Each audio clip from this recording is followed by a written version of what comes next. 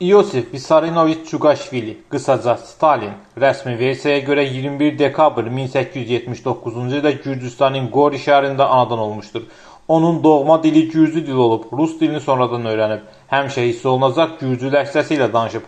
Lakin Stalin əsl atası Yəhudi səyyah Nikolay Prjevaysk olmuşdur. Buna görə Stalin Gürcü hesab etmək olmaz. O Yəhudi olmuşdur. Kasıb çəkməçinin və kəndli qızının ailəsində böyümüşdür. 11 yaş olanda atası vəfat edib. 1888-ci ildə Stalin Qoridə möhkəm nizam-intizam hökm sürən kilsəyə, 1894-cü ildə isə Tbilisidə seminariyaya daxil oldu. Lakin buranı qurtara bilmir, oradan qovulur. Daima lider olmağa çalışmış və yaxşı oxumuşdur. Anasının istəyi əsasında öz karyerasını kilsədə qurmaq istəyir. 1906-1907-ci illərdə Qafqazda bir çox əməliyyatlara rəhbərlik etmişdir. Bolşeviklərin pula ehtiyacını ödəmək üçün İnkassator faytonlarına, banklara hücum təşkil etmiş, qarətlər törətmişdir. 1917-ci ildə fevral inqilabından sonra Peterburqa qayıdır. Lenin mühazirətdən qayıdarkən Mərkəzi Komitəyə Bolşevik Partiyasının Peterburq Komitəsinə rəhbərlik edir. Oktyabr üsyanında iştirak edir.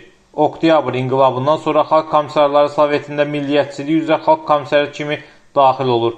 1922-ci ilin aprelində Mərkəzi Komitənin plenumunda Stalin Mərkəzi Komitənin birinci katibi seçilir. Əvvəllər bu vəzifə yalnız partiya rəhbərlik etmək deməkdir. Partiyanın lideri və dövlət rəhbərliyi isə formal da olsa Xalq Komissarları Sovetinin sədri Lenində qalmaqdaydı. Lenin, Stalinin təşkilatçılıq qabiliyyətini, onun biliyini, təcrübəsini, milli və digər kəskin siyasi problemləri həll edə bilməsi bacarığını yüksək qiymətləndirirdi. Onlar arasında şəxsi və prinsipal mübahisələr də olmuşdur, lakin bu hallar heç bir şəkildə siyasi ziddiyyət halını almamışdır. Buna baxmayaraq Lenin Stalini kobudluqda ittiham edirdi. Onun fikrincə Stalinin bu keyfiyyətli birinci katib vəzifəsində olan şəxs üçün deyil, bu hal partiya rəhbərliyinin parçalanmasına gətirib çıxara bilər. Lenin vəfatından sonra Stalin Politbyronun iki ən nüfuzlu üzvünü Kamanayev və Zinyoyevlə birləşib üçlüyü formalaşdıra bilir.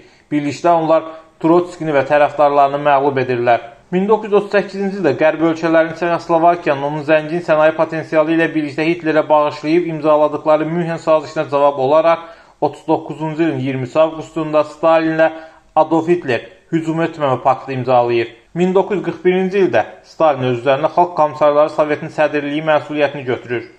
41-ci ilin iyunun 22-sində 3-cü Reyx Sovet İttifaqına qarşı aqressiyaya başlayır. Böyük Vətən müharibəsi baş verir.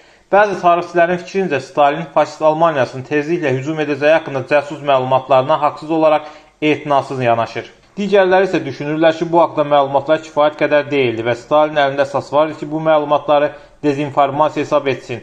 Hər halda hücum zamanı Qırmızı Ordunun dislokasiya sərhədləri qərbə çəkildiyi üçün zəif idi və müdafiə tam hazır deyildi. Həmçinin Almanlar Belarusiyanı, Pribaltikanı və Ukraynanı işğal etmişdilər. Müharibə başlayan kimi Stalin Müdafiə Komitəsinin sədri, Müdafiə Xalq Komissarı və SSR Hərbi Qüvvələrin Ali Baş Komandanı oldu. 16 avqust 1941-ci il tarixli Ali Baş Komandanın qərargahının 270 saylı əmrində deyilirdi. Döyüş zamanı üzərlərindən fərqlənmə nişanları çıxartılmış və düşmən tərəfə keçmiş və ya onlara əsir düşmüş komandir və siyasi işçilər qəti dezertir hesab olunsunlar. Onların ailələri isə hərbi ant pozmuş və vətəni satmış dezertirlərin ailəsi kimi həbsə məhkum olunsun. Mühasirədən çıxmış və əsirlikdən qayıtmış Sovet əskərləri filtrizasiya düşərgələrinə düşürdülər. Bundan sonra isə böyük əksəriyyəti yenidən orduya qayıdırdı. Müharibədən sonra Alman düşərgələrindən azad olmuş bütün Sovet əskərləri NKVD-nin yoxlanışından keçirdilər. Onların bir hissəsi SSR-də həbs və məhkum olunmuşdu. Aralarında ideoloji kinin olmasına baxmayaraq SSR-i, Böyük Britaniya və ABŞ rəhbərləri anti-Hitler koalisiyasını yarada bilirlər və 1944-cü ildə ikinci cəhd açılır. Bir neçə dəfə keçirilmiş yüksək səviyyəli görüşlərdə Stalin özünü bacarıqlı və qətiyyətli diplomat kimi göstərə bilmişdi. Müharibədən sonra ölkə iqtisadiyyatı sürətlə inkişaf etməyə başladı. Stalin və onun yaxın ətrafının adları şəhərlərə, zavodlara, kolxozlara, hərbi texnikalara verilirdi. Onun adı Marks, Engels və Leninlə birlikdə çəkilirdi. Haqqında mahnılar bəstələnirdi. Hətta onun adı SSR-nin 1944-cü il himninin tekstinə də salınmışdı.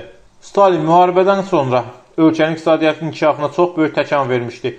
Bununla bağlı Winston Churchill maraqlı bir açıqlama vermişdi. Stalin Rusiyanı xışla qəbul edib atom silahı ilə yola saldı. 1953-cü il martın 5-də Stalin beyninə qan sızmasından vəfat edir. Belə bir versiyada mövcuddur ki, Lavrenti Beriya və Xruşov ona kömək etməməklə onun ölümünə səbəb olmuşlar. Ölümündən sonra isə şəxsi arxivi məhv edilib.